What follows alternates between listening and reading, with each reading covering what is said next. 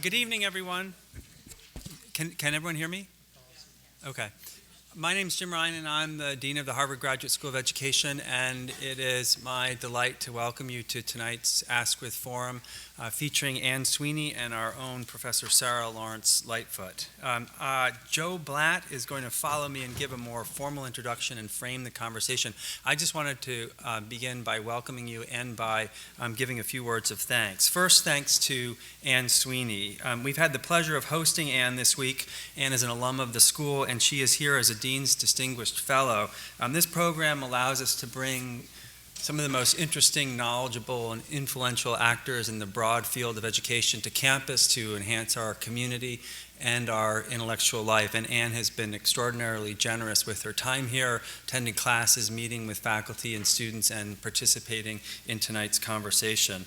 I also want to thank Professor Sara Lawrence-Lightfoot. I can't imagine a better pairing for this discussion. She is not only a prolific and brilliant writer, but I can tell you from conversations that she asks some of the most interesting questions, and as importantly, is one of the best, if not the best, listeners I've ever encountered. So I feel enormously privileged to be able to listen in to this conversation.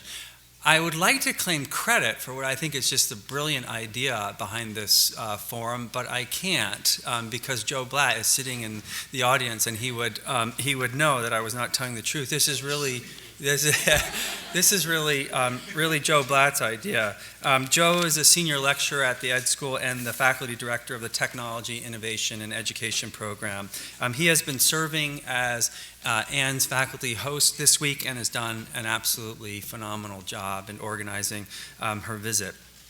Finally, I'd like to thank my colleagues, Nate Hinchy, Keith Collar, Jody Smith-Bennett, and Roger Falcon for helping to organize tonight's event, and in Nate's case, for helping to organize Anne's visit.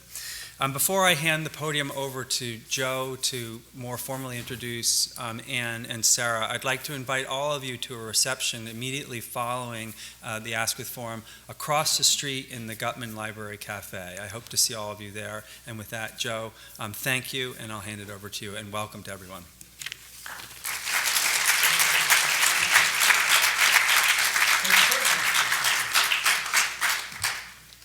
Thank you, Jim, not only for that nice introduction, but for, as a colleague or employee of yours, thank you for the vision and generosity to have this terrific Dean's Distinguished Visitor program, and for your good taste in making Anne Sweeney the first Dean's Distinguished Visitor. So the conversation that we're about to be privileged to listen to, and then I hope join in on, is something that's been on my mind for almost exactly a year, for reasons I will come back to in just a minute. But first, I want to just very lightly introduce our two participants, because of course I could spend the hour and a half just telling you about them, so I won't. I will say that Sara Lawrence-Lightfoot earned her doctorate here as a sociologist, but has become so much more. A storyteller, literary portraitist, nationally celebrated public intellectual, and I think a trendsetter about some new ideas about development that we're going to be participating in or hearing about tonight. She's written 10 books exploring the landscape of education, of teaching, and more broadly of human development and social change. She's won innumerable awards and honorary degrees. I'll just mention the MacArthur so-called Genius Grant, one of the first to receive those, and a prize that's less well known, but I thought was particularly cool, the George Ledley Prize, which is given only once every 2 years by the president of Harvard to a Harvard scholar for his or her research that contributes to the benefit of mankind. And you can imagine what a choice that must be for the Harvard president to pick one scholar out of Harvard University, and very cool that Sara's the recipient of it. I'll finally mention that she holds the Emily Hargroves Fisher Chair here at the Ed School, but when she retires, which of course we hope will be in the indefinite, distant future, that chair will become the Sara Lawrence-Lightfoot Chair of Education. It will be the first chair at all of Harvard University named for an African-American woman. Anne Sweeney is also a graduate of the Ed School.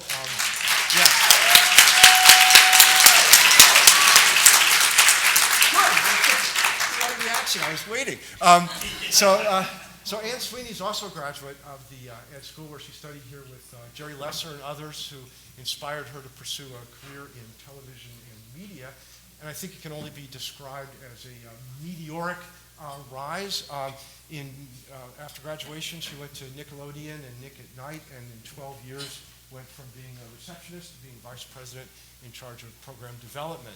And then after a couple years at Fox developing the movie channels, in 1996, Anne went to Disney ABC and has held a wonderful sequence of jobs there, each of which would be to die for, but I'm just going to cut to the chase and get to her final, ultimate position there, which is president and CEO of all the ABC Disney broadcast and cable networks, which means that she was the decider, as we say, about programs that we all know, things like Scandal and Grey's Anatomy and Modern Family were developed and put on the air or on cable under Anne's direction.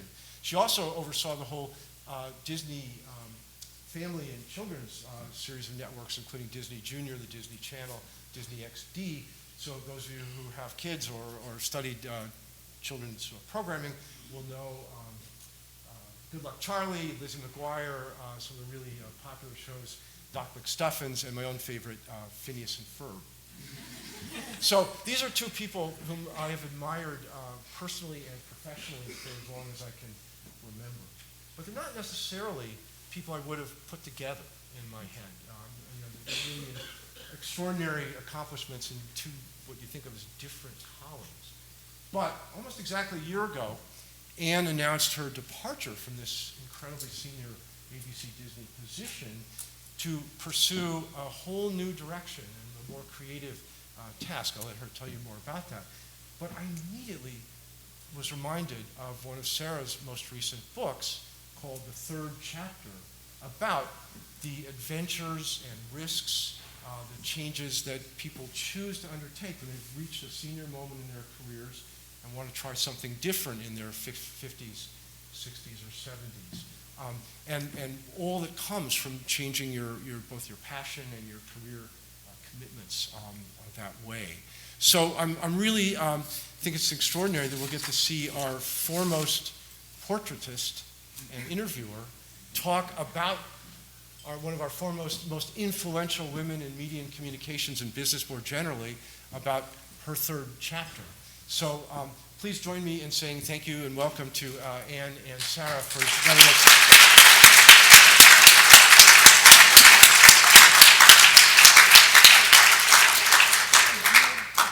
Beautiful introduction. Oh, thank you. Thank you. So earnestly said and felt. We had asked actually for big, comfortable, luscious, burgundy velvet chairs to sit in. And we had asked for a roaring fire behind us to just get the spirit of this conversation that we really hope will be warm and sparkling and intimate. We didn't get that. We got wooden chairs, Harvard chairs, and so we will make do as people in the third chapter do. We improvise, and we improvise well, and we are both in our third chapters. This is a conversation about the passion and purpose of one folk in her third chapter. And third chapter is the chapter of life that follows young adulthood and middle age.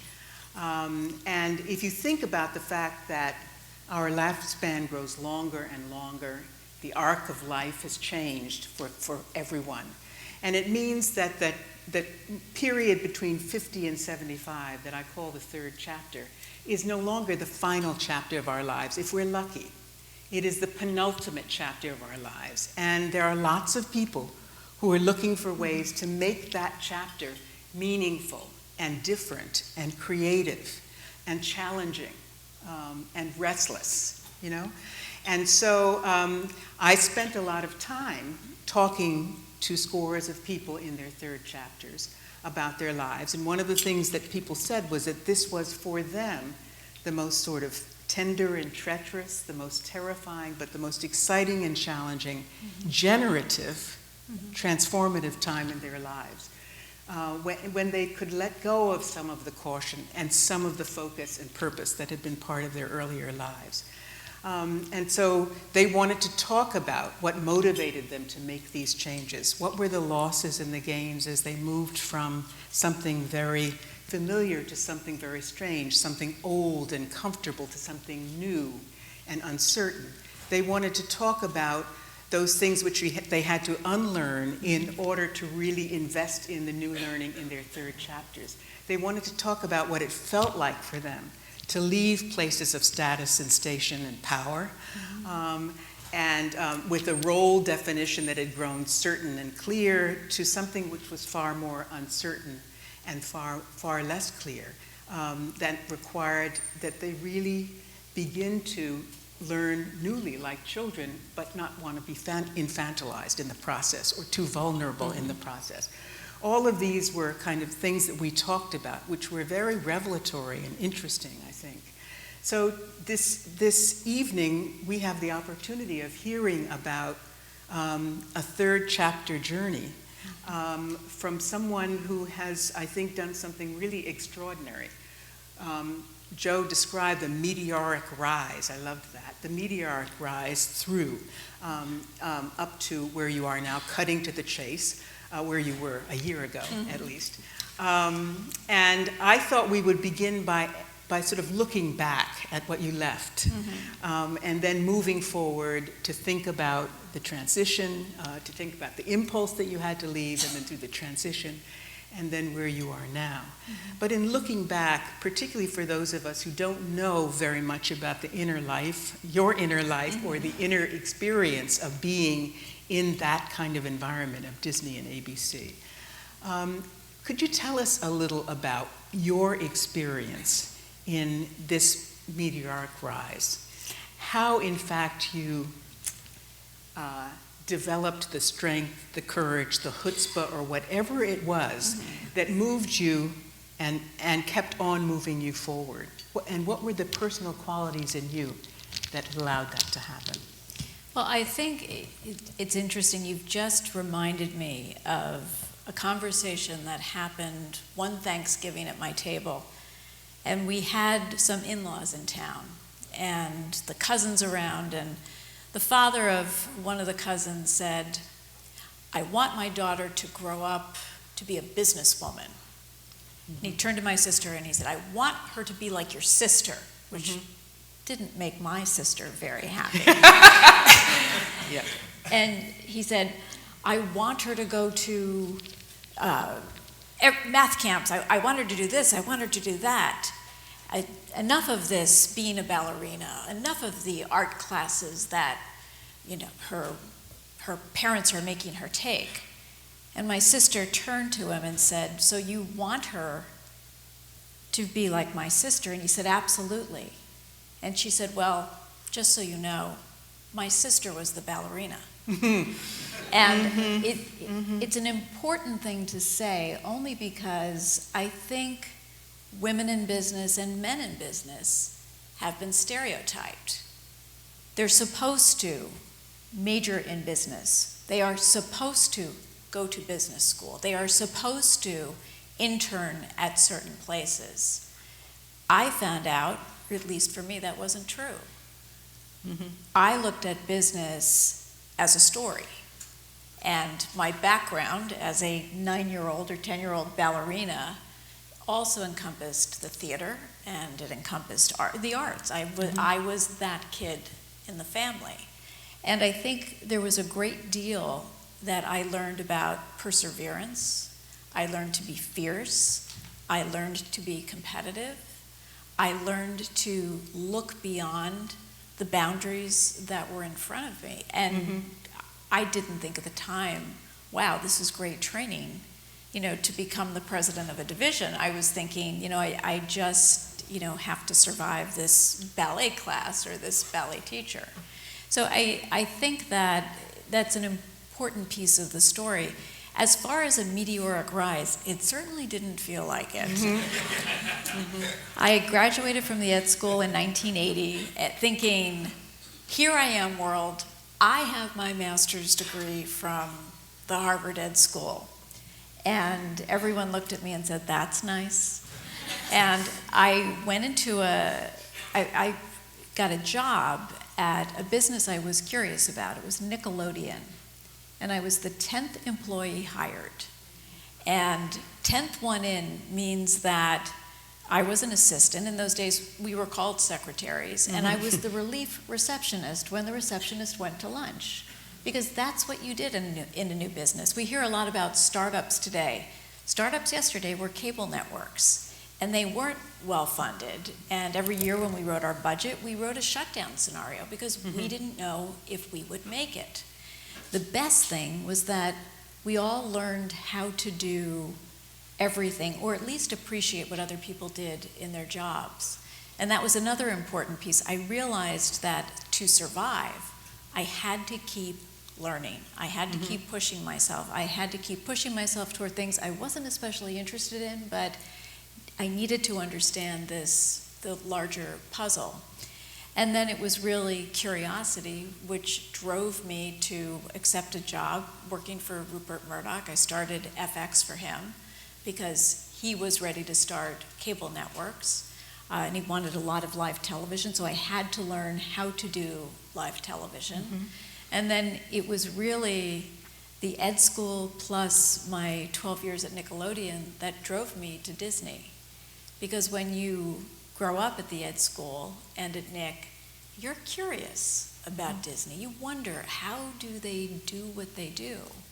And again, curiosity took me in, and I continued to learn. I continued to ask questions. I continued to think about new ways of doing things, not because things were broken, but just because I could feel the world changing so quickly.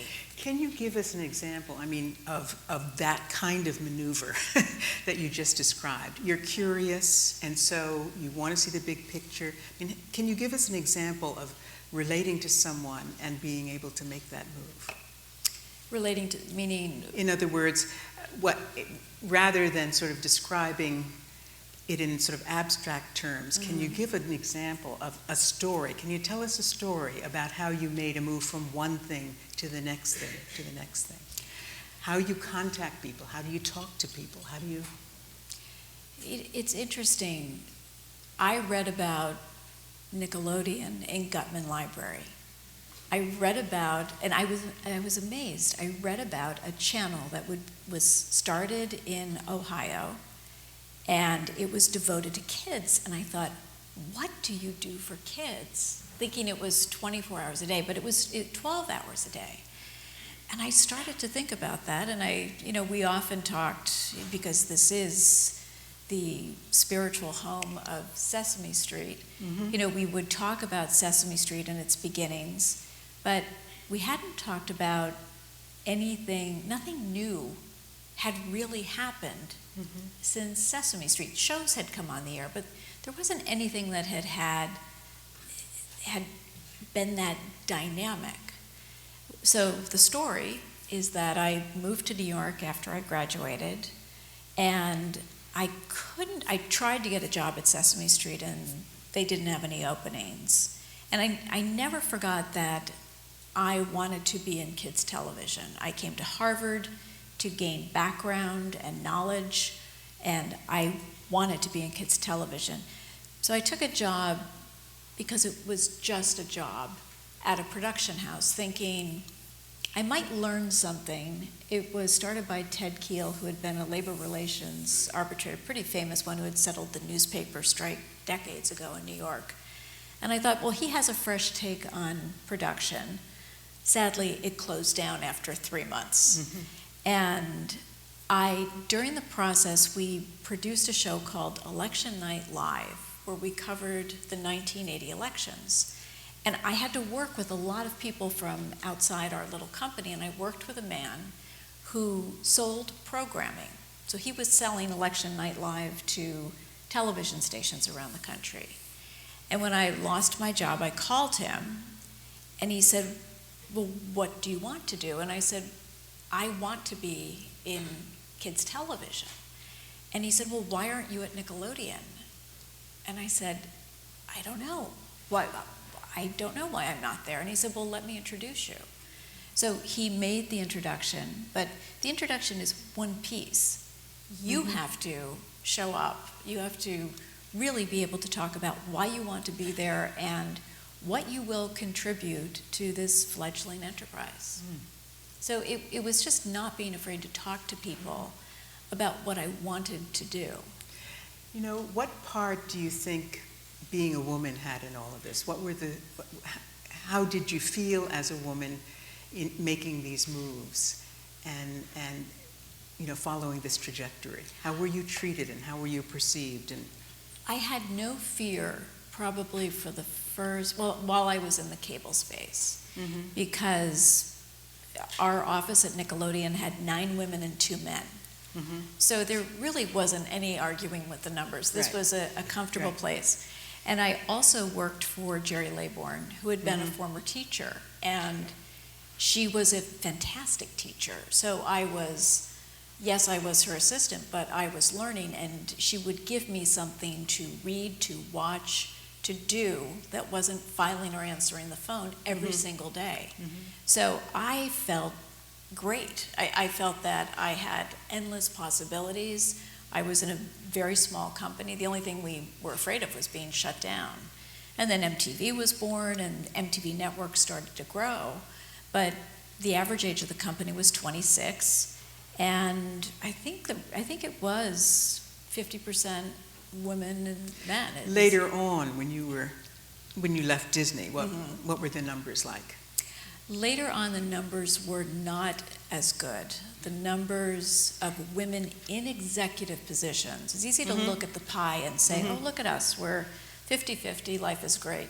But you really have to look at 2 things. You need to look at the executive level, and you also need to look at the pipeline positions. The managers, the senior managers, the directors, the VPs, senior VPs, EVPs, the people who are on their way up. And that, to me, was as great a concern as the number of women that I had at the table, because that's the future. And you're always building toward that future. You're having to deal with the short-term problem of we're not diverse enough, but your goal is to make sure you will be within a fairly short space of time. But when I got to the broadcast side, there were differences I found, and I found myself as, you know, the only woman, not just inside Disney, but inside many rooms. Right. And it didn't make me feel uncomfortable as much as it made me feel disappointed that there was work to do. And was there any difficulty in being taken seriously in those environments, or? Not when you deliver on your numbers. At the end of the day, it's about, if you are in business, if you are given a budget, if you are told that your company has an expectation of 10, 15, 20% growth, and you deliver or you over-deliver, you're taken very seriously. And I think it really is, for me, it has always been about performance. And that's not just the ballerina speaking, but it really is. Yeah. It's so interesting to make those connections between the discipline and creativity of the ballerina and the big honcho at the top in a Disney World. I'm interested in when you began to get the stirrings in you that you wanted to make a change. When did they arrive and what were they saying? You know, it's interesting. I think the stirrings were always there. You know, as someone who loved the creative process, and I really did believe that when I left Harvard, I would be making programming for kids. I never expected to end up on the business side. I never expected to love it as much as I did, but I did. And as I went from company to company or position to position, I left because I was curious about what was next. And I feel very fortunate that I didn't leave because I was angry or disappointed or undervalued. I didn't realize it at the time, but I was writing my story and pushing myself forward. And it was just So you only recognized that you were composing this yourself in retrospect? in retrospect. This was not intentional? as Oh, you were no. It's amazing to me how much sense it makes now. Mm-hmm. I could not have told you that a few years ago. Yeah. But it really was a little over 2 years ago. I was talking to my boss, Bob Iger, and he said, so your deal is coming up, end of the year, early next year. What would you like to do? Another 3 years, 4 years? And I had just come off of a much longer deal. And I said, gee, I haven't thought about it. Was that true? You hadn't thought Oh, I about it? hadn't thought about it. Because once I signed a new contract with the company, it went in the bottom drawer. And I didn't look at it again. I knew my end dates, but I wasn't focused on my deal. I was focused on what I needed to do next at the company. So he said, well, take your time, see what you feel like. So I took the summer, and I really thought about it very deeply. And not that 60 is any kind of magic line or end, but when I did the simple math, I'm 57 now, I thought, I will be 60, 61 when I finish. And then I thought, well, and then what would I be interested in doing? And I went back to, I would like to make things. I would like to go back to what I believed. The reason I got into television in the first place, the reason that I have loved it all of these years, is because we make things. And I talked to my family about it, and they were fine. My husband had enjoyed careers as a high school English teacher, a writer who had published several books, and most recent, a software person, and most recently a lawyer. So this was not, he thought I was strange because I'd been in media Stuck for with all it. this Yes, for all those years. And we talked about what I wanted to do. And he was in the camp of don't decide, don't be declarative, just wait and see what occurs to you. And I said, no, it's already occurred to me. I've known what I wanted to do. So I went back to my boss and I said, I'm not going to do 3 years or 4 years, but what I would like to do is give you a year and have you name my successor.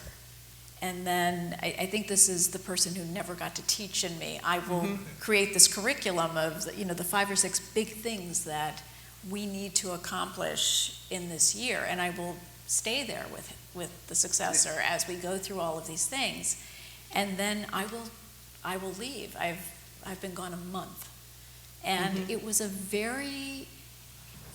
lot for people to get their head around, because I didn't know anyone who had done it quite like this, who had walked away at this point.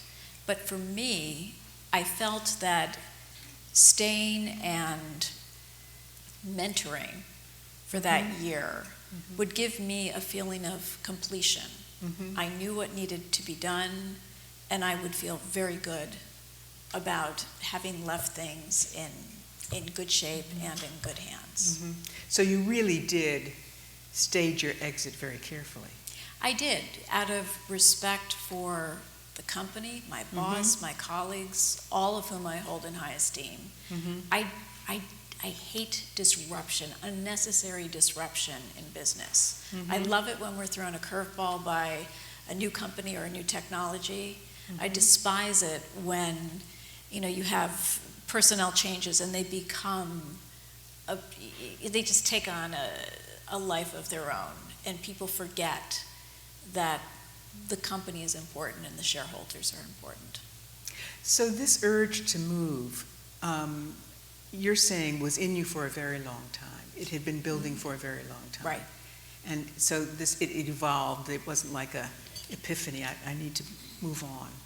No, the only thing that gave me the final push was thinking, well, what if I did do 4 more years at Disney, and then would I be able to, is it easier to enter the creative process now or 4 years from now? And if I wait and I know that that's where I'm headed, will I be as effective in my job? Will I be dreaming that I should be there?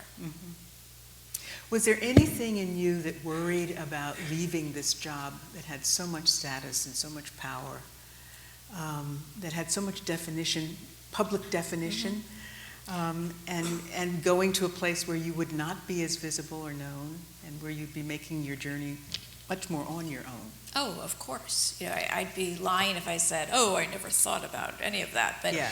a friend of mine said to me a long time ago when I got this job, your title will be invited to the best parties. Your title will be invited to the most wondrous events. Your title will be invited to lunch with the most amazing people. But always remember that it's your title that is being invited. And I did keep that in the back of my mind. But as I went through the process of the year, I had to remember and really maybe start to think about who I was without a connection to a company. Who I was for the first time in 35 years, I was Anne, period. And I was at the Sundance Film Festival and turned around to introduce myself to someone. I said, oh, hi, I'm Anne Sweeney from... And I was a week or two away from leaving Disney, and I thought, I can't say I'm from Disney. So that is an adjustment. It's not the stuff that comes with the job. It really is, having been so deeply associated with a well-respected company, you know, and then to be on your own is a change. Right. And that also shaped a lot of your identity, didn't it? I mean, it's not just a title, right? Well, was there nothing that was more than a title in terms of leaving? Well, it's interesting because it was an association with a company that people have a very emotional tie to. And I did too, as a child, and then privileged to be there as an adult and working for the great brand. And I think my son had the toughest time. My 29-year-old son, Christopher, is autistic. And for 18 years, Mom and Disney were woven together. Yeah. And to think that Mom was pulling away was really hard for him. But Bob did the most beautiful thing. He sent me a note and said, I know Chris might be having trouble with this. Please tell him that you will always be my friend and he will always be a part of our company, which I thought was just the loveliest thing anyone could have ever said or understood. How did you describe your leaving to your son? I said to Chris that I had some good news. In our house, when the kids would come home from school, we would say, how was your happy day? It was a tone setter. And it would force them to consider whatever face they came in with, they had to search for the happy. So I told Chris that I had some good news. And I said, the good news is that Mom is going to stop being a busy executive, and Mom is going to learn how to make television shows, and Mom really wants to direct. And he looked at me and he said, but you'll be directing for Disney and ABC, won't you? And I said, well, that's certainly where I'm going to do a lot of my learning, and my friends have all offered to help me, and I really want to be a part of that company. And he said, but tell me, you're going to be there. And I said, yes, Chris, I'm going to be there a lot of days. And as it turns out, I have been shadowing on some of the ABC shows. But it was tough for him, not because of the status, but because of the Disney tug on your heart piece. Right, that's understandable. One of the things which, in reading about you on the internet and these announcements that were made in the media about the most powerful woman in all of entertainment for several years, as I saw it by the Hollywood Reporter, moving on and telling this story about why she was moving on to direct television shows, right? and the response of skepticism on the part of your colleagues and the media to that public narrative, that public story. And so I guess one of the things that I want to know is whether there was a private narrative that was different from the public story, and how you managed to navigate that space through that, and how you managed to really, whether it mattered to you to try to convince them that you were telling the truth and being authentic. Well, How was that time? Because it just, in reading about it, it sounded as if it could have been very, very difficult. it had its queasy moments. You can only have one story because you just have one life. And I think you have to tell it well. And really, in the words of, one of our characters on Scandal, you have to, and thank you, Shonda Rhimes, for this, you have to stand in your own truth. And you have to put it out there. And at the end of the day, you have to believe in yourself and your abilities enough that you can say, this is what I want to do. This is where I want my life to go. And the people I paid attention to during this time, the people who called, were the people who said, I'm not surprised, I want to help you. How can I help you? And they were real people who produced television. And who know you. And who know me. And they were surprised. They had no warning. I didn't share this because I didn't want this to be industry gossip. I wanted to say it once and be done. But those were the people that I've turned to as I've started to construct, where and when I will shadow. What workshops should I take? What information do I need? Who are the best people to shadow? Who will take me on for this chapter? And then a lot of people have said, don't say no to producing yet. Don't say no to development. And I've decided they're right. I declared something that I believe I want to do. And many people have said, just don't wall yourself off from other possibilities. So, a lot of the people who commented didn't sign their name, which makes them ghosts, which makes them not real. I signed my name to what I wanted to do, and then I took the steps to do it. One of the things that keeps on occurring in the media, at least, about your move is that you want to do something creative with your life. That word keeps coming up again and again. On the other hand, as you've described your meteoric rise, a lot of that feels as if it was, it was all driven by curiosity. Yes. And a lot of it, it seems to me, driven by creativity.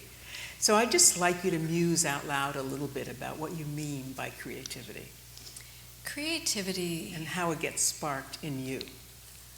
Well, I get sparked by many things. And 7 years ago, my husband gave me, we have an art center where our kids took art lessons years and years ago. And every year they put up a big poster that says, paint with us in Italy. And every year driving by, I would say, someday I'm going to paint with them in Italy. And my husband understandably got very tired of hearing this. So one Mother's Day, I had paints and brushes and canvases and a card that said, and your teacher is Jill Douglas. And I said, wow. I said, you even got me a teacher. How did you get me a teacher? And he said, I called the school and I described you. This is who. And it turns out she is absolutely the most perfect teacher in the world for me and for many other students. But, I realized as I was painting, now as I look back on the things that I've done, even over the last 10 years, the painting was not a hobby, not a release. It was an expression. And I think I don't even know how many scripts I've read in my life, but I can remember the moments where I would gasp, or the pilots that would come in and I was riveted by a performance. And that's what, that was feeding me. And at the same time, not to diminish business in any way, there was tremendous excitement in the whole digital space and the growth of our ability to tell our stories on different platforms and in different ways. And this was very, very intriguing to me. And some of the best times I had in my job were when a meeting would start and it was supposed to be about one thing, and then we would find ourselves talking about who could we be in this space. And again, it was the process of creation that was going on, whether Making things. Whether it was making an app or something that would enable us to stream our programming or stream it live. It was all about creating things. And then, on the deal front, new frontiers, new ways of thinking about the relationship with a cable operator or a satellite provider and how they were looking at technology. So all of these things, I think, were feeding this desire that finally bubbled up. Now, you were talking about Jill as the perfect teacher. Why is she perfect for you? Jill is perfect for me because there are two reasons. One is how we began, which was a very traditional studies in perspective, color theory.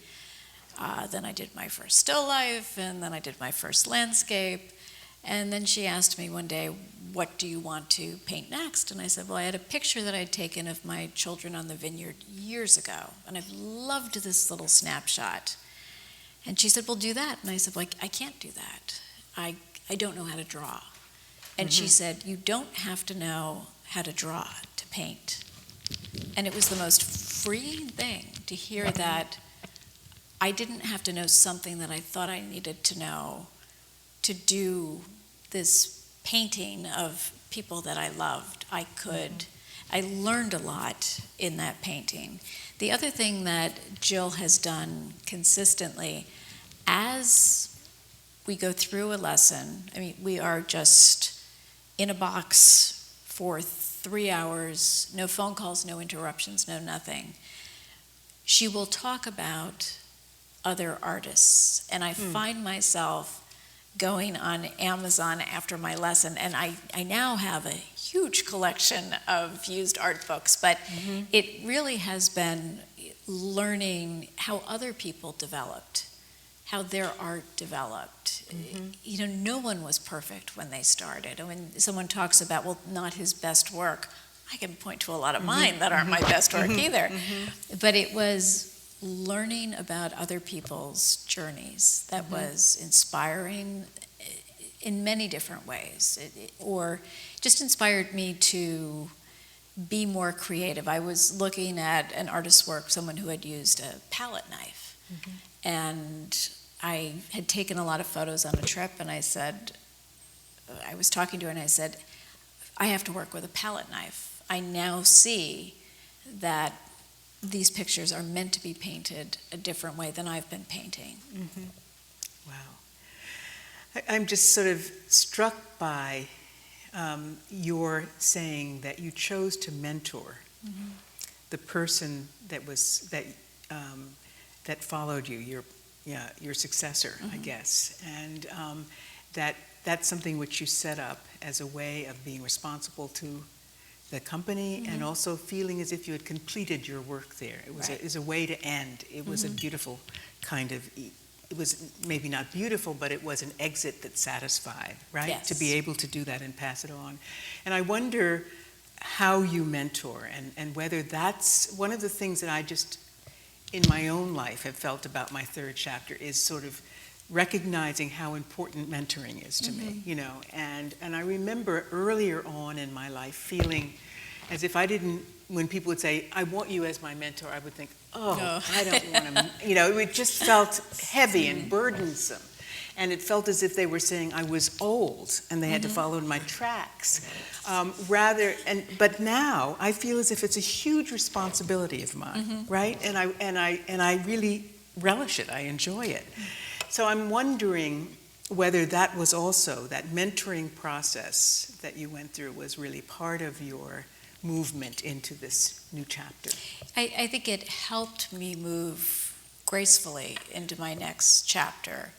And Disney has a lot of wonderful mentoring programs. And there are two pieces to the mentoring. One was the mentoring of my successor, Ben Sherwood, who was very smart and had been in the company for years, so not unknown. And what I've learned about mentoring, and I mentioned this to one of the students today, was that the best mentoring to me is not be me, follow me, do what I do, but sharing a problem that I have on my desk and putting it on the table and saying legitimately, help me solve this. How would you look at this? What would you do? And that's the most satisfying exchange to me, because I get something back from that too. I get new ideas, fresh perspective. I get to say, wow, I was really stuck in my thinking about that, and this has really freed me. The second piece of, I had mentored a lot of women in the company, and after I made my announcement, one by one, and there were many of them, came down the hall with a list of people they wanted me to talk to, books I needed to read, people they wanted to meet, people they had called on my behalf. So I became their mentee, and they've stayed in touch with me. They have taken me out to breakfast and lunch and dinner to check in. Have you done this yet? Have you done that yet? And they're trying to pave the way for you in this next Yes. chapter. That's interesting. my mentees, it really has been, Coming full circle. it comes full circle, and it's so moving to think that that to me is that's the ultimate, that you get to be at any age the mentor or the mentee. It never stops. You get to do both. You don't turn into a mentor when you turn 50 and that's it. You get to be a mentee at Absolutely. 57. One of the things that we're proud of is that you are an alum from here, and we take that very seriously. And you've talked already a little bit about how important your experience was here. I assume working with Jerry in Sesame Street, and I think working over at WGBH with Peggy Charon. Was that At ACT with Peggy. with ACT? Right. Yeah, that's right. I knew her from WGBH from the board. And I guess I'd like you to say a little bit about, if you have anything more to say, about how your experience at the Ed School might have really launched or encouraged or shaped your career going forward, or maybe even your third chapter decision making. I'm not overstating when I say I think it shaped my life, because it really was, while I came here because of Sesame Street, because I had read Jerry's book, it was so much more that I didn't count on. I didn't realize that when I took Bob Keegan's class, The Self and Transformation, that class and that view of adult development would inform the way I managed people for the rest of my life. I managed my team. Is Keegan here? That's a fabulous thing to hear. Yeah. But I managed my team as adult learners. And that's a very different way of managing people. I saw a lot of my colleagues, not having success with people because if I gave you the job of a director, you were supposed to come in and be fully baked. Instead of, I realize you're still learning, and I know you're smart. You're still learning. I have to keep teaching. And that was absolutely critical. I had Carol Gilligan from Moral Development, and that was enormously empowering at that time. I can remember this hall filled and my little tape recorder up here on the stage. But it was a time of, the diverse population at the Ed School. I lived at Cronkite, and there were people, not just from the Ed School, but from the Kennedy School and from all over. And you realized it was a very, sadly it was just 1 year, but it was probably one of the most important years of my life. And the influence of those teachers has lasted my entire career. You've mentioned mothering a lot. Maybe not a lot, maybe I'm hearing it a lot. And recognizing how important these life changes are to our children and how much our children influence these important life changes that we choose or don't choose. So I'd love you to talk about mothering and working.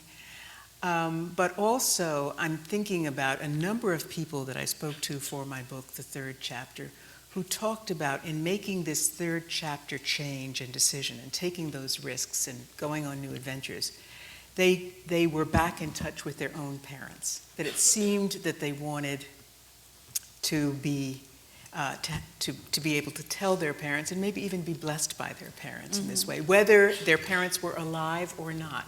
You know, that this going home was important to moving forward, if you know what I mean. And so in both of those directions, would you talk a little bit about your children and mothering and your parents? Sure. In terms of I this had choice. I was at an interesting juncture in my life when this happened. My parents moved to Los Angeles because my father was very ill before I made my decision.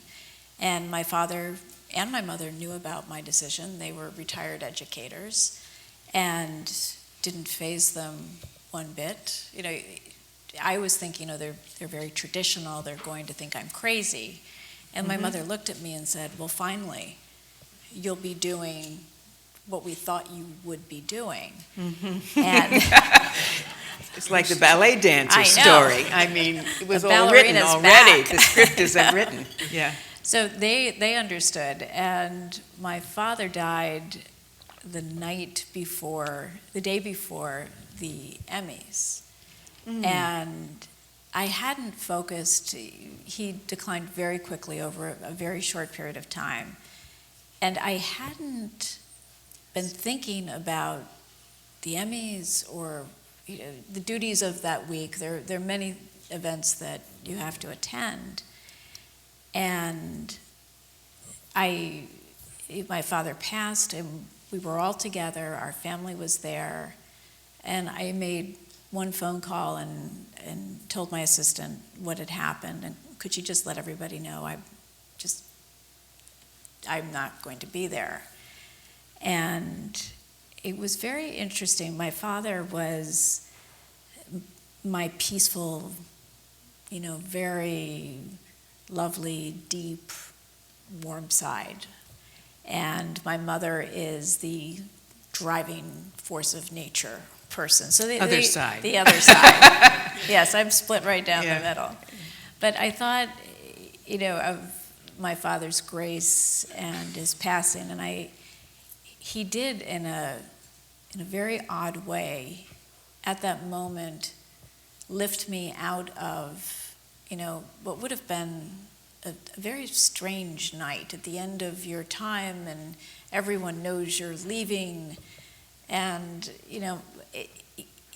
I was already hearing from people, are you going? Where are you going to sit? It was all of that nonsense going on. And I thought, wasn't it just typical of my father just to scoop me back in and let me know that that really isn't the important stuff in life. That just isn't important. So, yeah, I did seek my parents' approval with this and floated it out gently. And then when I finally declared to have them not surprised was a little disappointing. My children my kids have a view of entertainment that you would expect. They see the other side. Everyone sees the beautiful movie or the premieres and all the hoopla.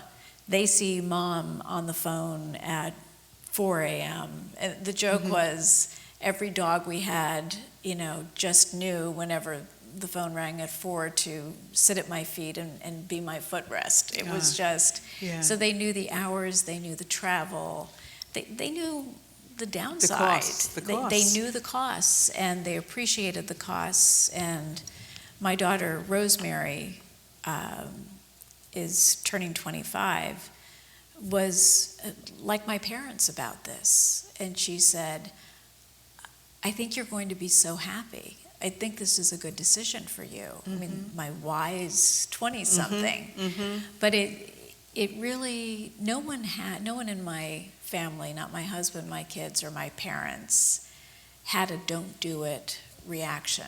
And I think it's because they know me better than anyone. And they just didn't even put their arms around me. They just said, okay, this is what's next for you. And maybe they felt as if they would have more of you after this change as well. Yes, they certainly do. And my daughter is getting married and said, oh, this is so great. You're around to plan the wedding. I said, yeah, that's okay. Yeah. I'll put that on the list. Yeah. I think it's time to open this conversation up to those of you in the audience who would like to ask a question, make a very brief statement, or... Yes, please. I worry that this may be too intrusive a question, but I thought I'd ask it anyway, which is, listening to you, I found myself wondering if in this third chapter, I'm not sure exactly when you see yourself as having entered it, but since you left, have you faced one or more serious or surprising setbacks? And how might you have worked with them?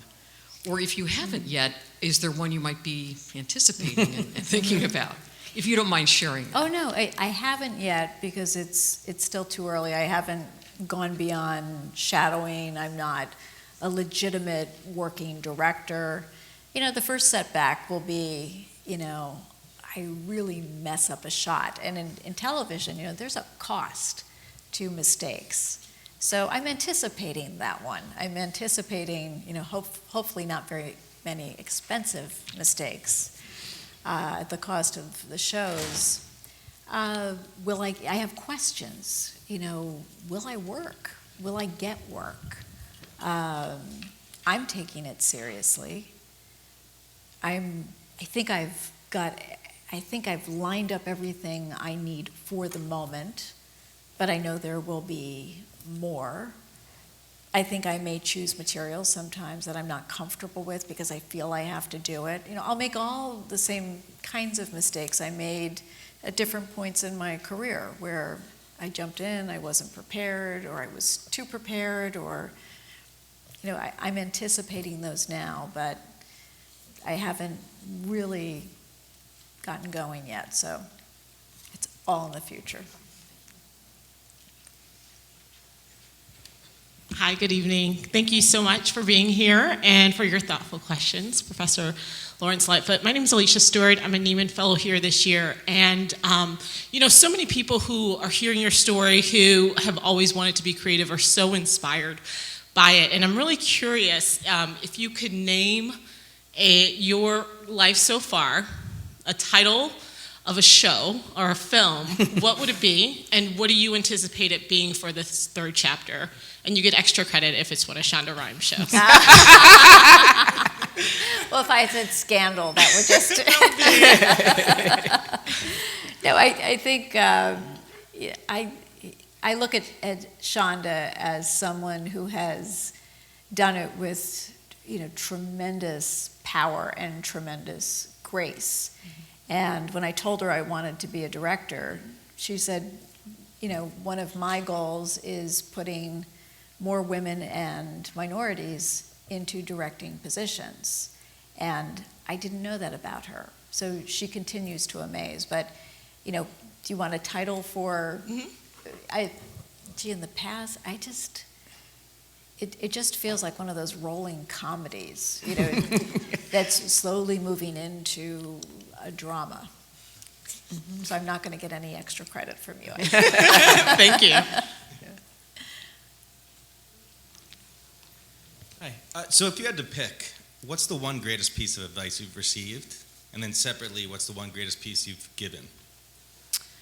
The greatest piece of advice I received is think of what you could do if you knew you could not fail. And it's... Who gave you that advice? Okay, this will kill you. So we were in San Francisco for a weekend, and I walked into a store, and I saw it written on a paperweight. Oh! And then I gave that paperweight to myself. Oh!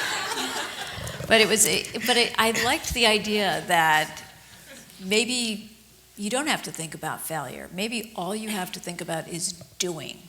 Maybe you don't have to think about success. Maybe you need to think about learning. So that was the greatest piece I received.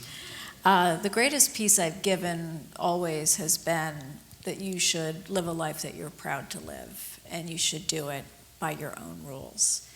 And that's what I've done by announcing that I have a third chapter. This is my life. This is the one I want to live. This life is as powerful as the last two chapters, and maybe even the most powerful. And to be able to say out loud, that's what I've done. You know, in other words, to really put yourself out there, it seems to me, is a very, very strong and powerful thing. Yeah. Christine. So this is a question for Sara. I am Kirsten Olson, and I was blessed to have Sara as the chair of my doctoral committee. So I am wondering, because the third chapter has been out there for a little while now, what additional weavings or pieces might you add to the framework that you have identified in thinking about some of the themes of that book? Well, although I'm constantly saying that the next book, my last book, Exit, The Endings That Set Us Free, did not follow on the third chapter. It's clear that there were parts of it, at least conceptually, that absolutely did. That when I thought about the third chapter, I was thinking about entering, right? Entering something new, taking on an adventure, the new learning that was required, embarking, right? And the missing piece, I realize now, again in retrospect, because that's how we learn things. In retrospect, I realized that I hadn't given the leave takings, the departures, enough attention. And that it was very, very important, and I didn't get a chance to ask you about this, but I think it's very important to ritualize that, to notice that, to put that in the light, right? And to look back and reckon with where you've been, to look at the shadows and to look at the spaces of light that then will help you make better decisions moving forward. So I think that I just wanted, that was like another way of kind of thinking about movement, you know. And the fact that I think in our culture, for sure, in Western cultures in general, leave takings are felt more like retreats, you know, the negative spaces in our lives rather than the positive ones. And so that's one of the reasons I spent so much time talking to Anne Sweeney about what she had left, because I thought that was really important, and how she had left, and did you feel as if you completed something? I just think that's so important. And so I think that's the only thing that I can think of. The other thing is that, you know, as I get older, I think maybe the third chapter should extend, right? The third, you know, and that every time I was out talking about it and on the road, on book tours, usually a man, but sometimes a woman in terrific shape, right? Just looking strong and muscular and energetic and wise, and, you know, would stand up and say, "I'm 83." Are you saying, that I'm done? That this is my final chapter? So I think it's clear that those are arbitrary limits, and it just makes me remember that when I was 8 years old, I thought that 40-year-olds were old people. When I wrote the book about my mother, Balm and Gilead, she was 70, and I thought it was all done, and how she's 100, right? So it's a matter of perspective, I think, and recognizing that these things don't go by chronological years.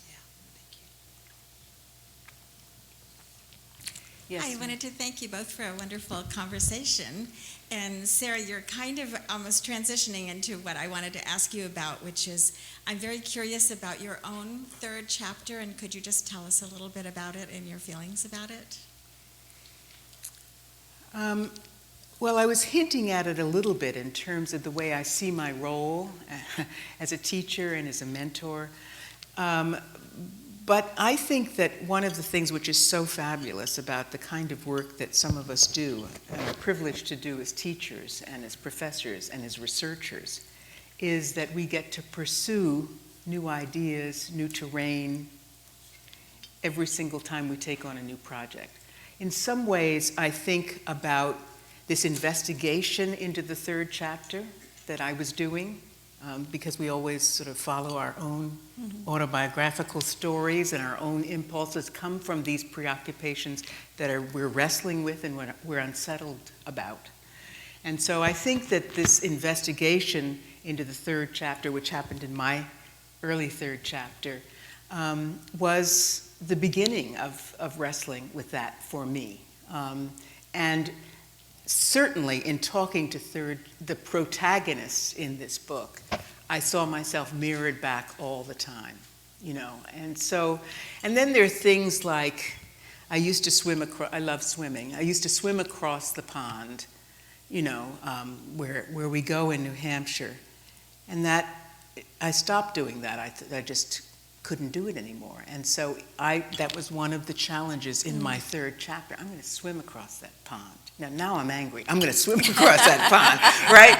So so there were some physical things that I was really intent upon getting back into and achieving. And there are lots of people where it's not only the creative artistic side, but it is the real, jock side. It's the athletic side. It's the strengthening side of our bodies, that we embody this transition as well.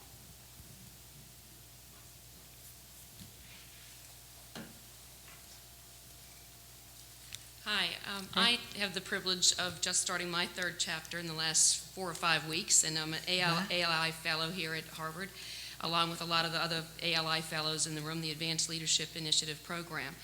And one of the things I've been struggling with, honestly, is the fact that I have the ability and the opportunity to start a third chapter, and of the nature of, starting something wholly different in terms of a career. I was a lawyer for 32 years, and now starting in a whole different path of life. And I'm just wondering if either of you have had any of those same struggles of thinking about the women and men who don't have the opportunity to have those third chapters because they're tied in some way to what they're doing, or they have obligations that don't allow them to start anew in some other way in life. And if you see some purpose that you can drive forward with your third chapter in order to help them realize a new sense of horizon or plateau. So, I'm wondering, I hear what you're saying. I mean, we're lucky that we have this chance to say, did that, now I can do this. But I think there is a piece of this where mentally we had to get there. Mentally we had to decide how we wanted our story to go. And I think a lot of times people don't realize, people that I've known in the industry for many years, when they heard my news, were terrified, men and women, by the thought of leaving something that was secure for a number of reasons. And I think if there were a way, and I'm hoping, because communication is so much easier now, we have so many more devices and platforms we could rely on, that we could actually start to teach people, get people to think about it. Sometimes they can't move because they can't envision it. They can't see past what they are doing right now, and some have a real barricade to the future, and some have a perceived one. So it's helping the people who really can have the third chapter realize that they can have the third chapter. I think Sarah's book, but I don't know what else we could do to help people get there. Well, it's interesting because I think it's true that those people, those of us who live privileged lives where maybe someone else is bringing in the bread, maybe we've put away a bunch of money and we can make these choices, right? It's easier then. You think your degrees of freedom for making these choices are easier. I totally agree with Anne that even these kinds of people, or maybe especially these kinds of people, find it harder to envision, to take the leap, to take the risk, to dare. But I also, after finishing my book, I went on a big book tour, but I also spent a lot of time in my study in my pajamas on NPR radio to probably 35 or 40 stations all around the country. There's nothing more extraordinary about being on these radio stations where the host in Portland, Maine or in Portland, Oregon has read your book and asks incredibly intelligent and penetrating questions, and each interview feels different. And then the second half hour, people call in from the road, and they call in from all walks of life. They tell you things in other words, it's the entire universe. It isn't just privileged people who listen to NPR. Every cab driver in New York listens to NPR. You get in at the airport. So I heard stories from working people who were telling stories about how they were managing to change their lives, to do things that were different. Even often as they hung on to their subsistence work, they were finding ways that often felt invisible to those, that appeared to be invisible because maybe you didn't see a change in their life, right? But they experienced change, and they were doing things they had never done before. And this was even true of folks, because I was on the road and listening on these radio stations in 2009, which is when people were experiencing losing their jobs. And I was telling someone yesterday about a welder who called in. He had been working in a factory in Detroit all of his life. He was now 57 years old, and he had been fired. The whole place had closed down, and he had been fired. And he and his wife really had nothing, right? And he talked about long, long story. Don't interrupt me now, he kept saying. I'm not yet at the end. And so he was telling a story about sort of going to the flea market every Saturday. And when he got to the flea market, he realized after going that there were people who were making these strange looking things. They call themselves sculptors, and they were putting together stuff. And people were buying this stuff. And he said, oh my goodness, I can do that. I'm a welder, right? And he went inside of himself just like you did.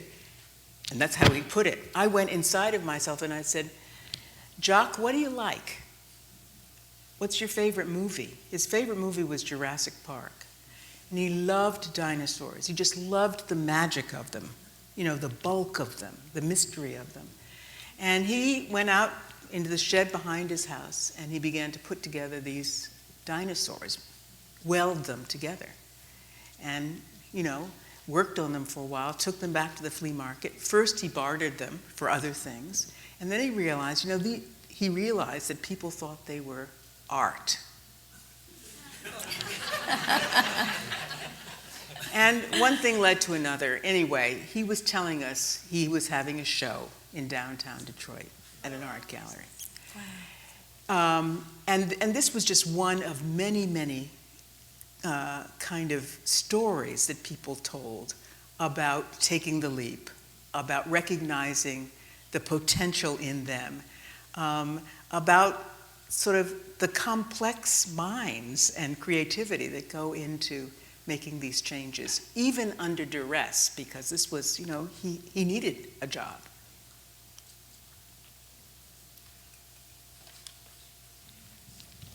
Hi. So I have a question for Anne, just about the stories you want to tell, kind of now that you have this more freedom. And I'm wondering if you felt limitations on kind of the things you could make and create while in a large corporation that had, a vision and mission, and now doing something independently. What kind of, I mean, if this is top secret, no big deal. We're okay with that. But if you want to share a little bit about the stories you're excited to share. I loved so many things that we made at Disney and at Fox and at Nickelodeon.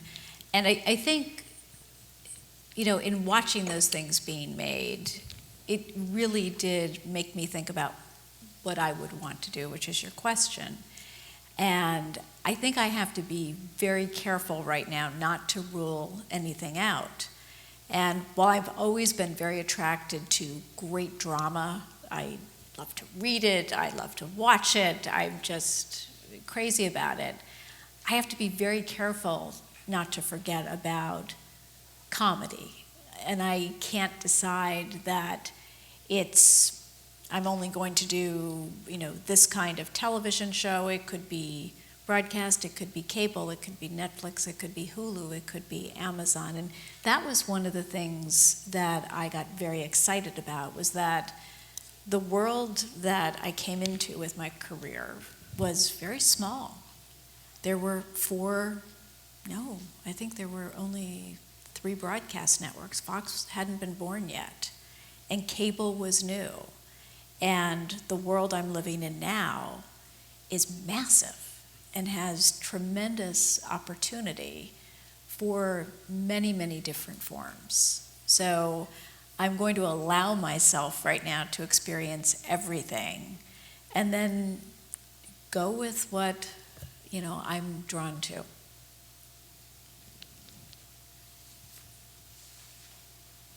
Just to follow up a little bit on that last question, when I think about children's television, I think of it being this incredibly influential thing for young minds.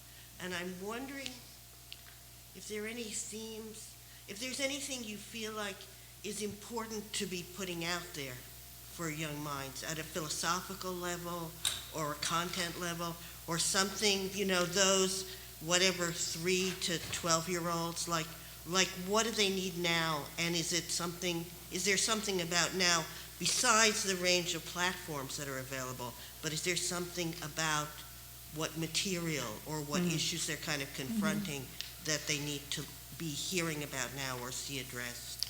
I think and I'm really thinking about older kids right now. Like more tweens and teens? Teens through 20s. Okay. One of the lessons I learned at ABC Family was when we put on Secret Life of the American Teenager, was the story of a really nice 16-year-old girl, Shailene Woodley, who went to band camp and got pregnant. And this was the kid you would never expect. And when that show went on the air, we ran a PSA at the end of the show that said, don't let this be your first conversation with your child about sex. And I think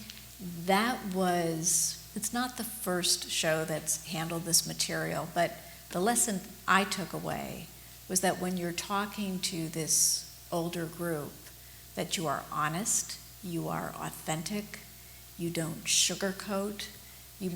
Not everything has a happy ending, but it has a real ending. And that's important. And then for the younger audience, for our preschoolers, realizing, and preschool programming still scares me more than anything else, because everything you do, everything is absorbed and important. And the conversations we would have about, no, he can't dance with that fork. Or don't run with a knife. But you really have to look so carefully at every single action and make sure everything you're doing is contributing I'm so proud of the work that, and many people here know Nancy Cantor from Disney Junior, but the work that she did with Doc McStuffins. I mean, to hear little kids, we had a trailer that went around and parked itself at malls, and to hear these little kids saying, hey, I have to hit the hydration station, I haven't had enough water today. I thought, yes! But they understood what they were saying. It wasn't, hydration station is a fun couple of words to put together, but they understood the concept of hydrating. They understood it meant drinking water. So I'm proud of shows like that that really made a difference and stuck with kids. Thanks. Yes. Do we have one chance for? Go for it, Professor. Actually, I'm going to ask each of you a question.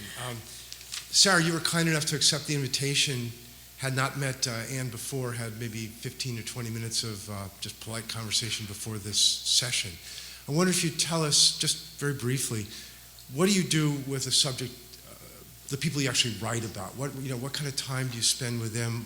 What kind of settings do you do that in? So to produce the kind of... Well, we don't, it's just the two of us, whoever I'm talking to. It's not, they're not hundreds of people out there listening in.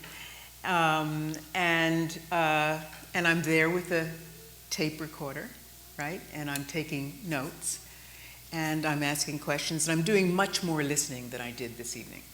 In other words, I felt as if I needed to be engaged more than I do. I mean, more and more, I can spend in 2 hours' time, 6 questions.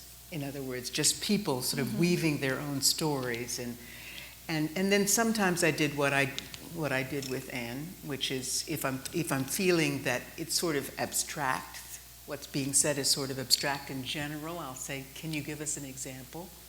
Can you offer an illustration? What happened yesterday? Trying to get the descriptions of what they're trying to say sort of more grounded in real lifetime, in real behavior. And I mean, it's hard to, it depends upon what project I'm working, how I work. But there is this, this kind of structure in my mind of what I want to understand. And I pretty much tell people what that is. It's not a hidden agenda. There's no hidden agenda. And we work on it together, co-constructing this conversation. I said something to Anne, which I always say to people I talk to, that I'm the interviewer, but if she has anything she wants to ask me, please do, because that's only fair. And I say that to everyone because just the thought that it's reciprocal is sort of the first notion of trust that comes along, and that's important. And even when people don't ask you anything, which is more likely, because people enjoy talking about themselves, but to know that you're willing to give in the same way that they're willing, that you're asking them to give, is just a very, very important part of this, Thank you. And the question for you is to change focus, if you don't mind. There are a lot of students here. I don't know if the correct description of where the students are in their lives would be the second chapter. But do you have any succinct advice based on your having been a student here for what these students should be thinking about taking away from here? Not just taking away from here, but what they should be thinking about doing as they go out from here. Well, knowing that you're leaving here and thinking about where can I get a job, what kind of job can I get, is what I was thinking too. I was making lists of all these places I was going to go to and send my resume to, and I didn't take the time to think about really where I wanted to be. I was putting the companies in control of my destiny, and it sounds crazy and not very realistic, but I think it's very important to put yourself in the position of picking the company that you work for. You choose them. And that changes the dynamic of the interview that you have. It forces you to say, what do I want in a workplace? What kind of work will get me excited to wake up in the morning? Will I wake up in the middle of the night and write things down on the pad next to my bed? What is going to engage me in a way that is exciting and wonderful? And that's up to you. That's not up to a media company. It's not up to Silicon Valley. That's up to you to decide, where will I do my best work? Because I know the kind of work that I want to do. And it's put yourself in a more powerful position as you walk in, because you're worth it. I'm going to swap hats and move to this microphone. Joe, could I just thank Sara first? Because we were going to meet at 5:15 just for a quick hello, and I asked her, would she please come at 5 o'clock? Because I was nervous about, this is the very first time I have talked about a new chapter. And it felt very good and very appropriate, and I was very honored to do it with you and to do it here. I'm delighted. Good. Thank you.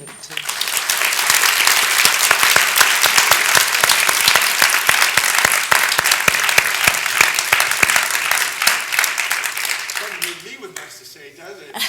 So I have just two things. One, to remind you that we are having a reception immediately after we break here, just directly across the street in the first floor of Government Library, to which you're all invited. And Sara graciously agreed to be there at least for a few minutes. So if you have an individual question you want to pose to them, you can do that.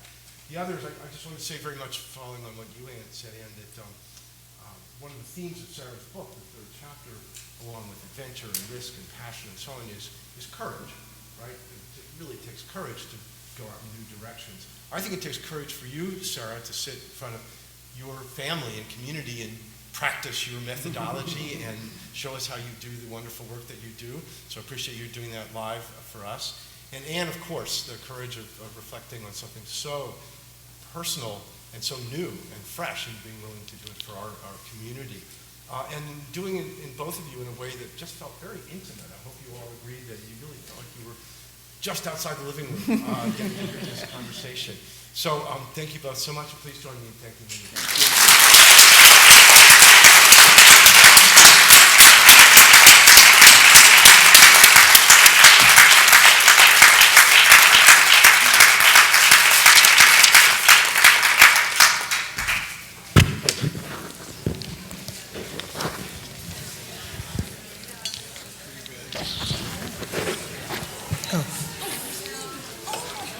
Go get it.